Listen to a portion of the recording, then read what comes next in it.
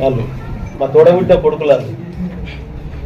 నేను ఏం చెప్పిన ఇంతకుముందు, పరిజ్ఞానం లేని చిల్లర కాలాలు, పరిజ్ఞానం లేని చిల్లర వ్యక్తులాలు గుర్తుపెట్టుకొని.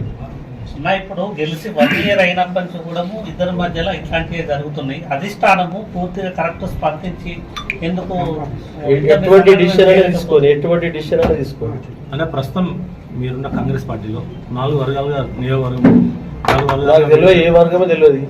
మైపాల్ రెడ్డి ఎమ్మెల్యే పని చేసుకుంటా పోతాడు అంతే. ప్రజలకు సర్వీస్ చేస్తా, ప్రజలకు జవాబుదారీగా ఉంటా, ప్రజల ముందు వాళ్ళ ప్రధానమైన ఆరోపణ ఏంటంటే మీరు కాంగ్రెస్ పార్టీ కండువ కప్పుకున్నా ఇంకా బీఆర్ఎస్ నాయకుడుగానే చలమని అవుతున్నారని వాళ్ళు అంటున్నారు. బీఆర్ఎస్ ఎమ్మెల్యేగానే చలమని అవుతున్నారు అంటున్నారు. మీరేమంటారు? కాంగ్రెస్ పార్టీ స్ట్రెంత్ పెంచుకుందామా తగ్గిద్దామా? స్ట్రెంత్ పెంచుకోవాలి. లీడర్ క్వాలిటీస్ ఏముంటాయి? పెంచుకోవడం, తగ్గించుకుంటే అన్ఫిట్ లీడర్ అంట, పెంచుకుంటే మంచి లీడర్ అంట.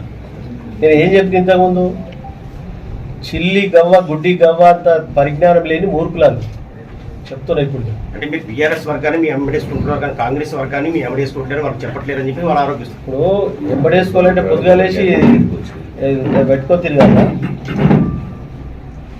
ఇప్పుడు అఫీషియల్ ప్రోగ్రామ్, అప్పుడు పార్టీ ప్రోగ్రామ్ పెట్టినప్పుడు వాళ్ళని పిలుస్తారు.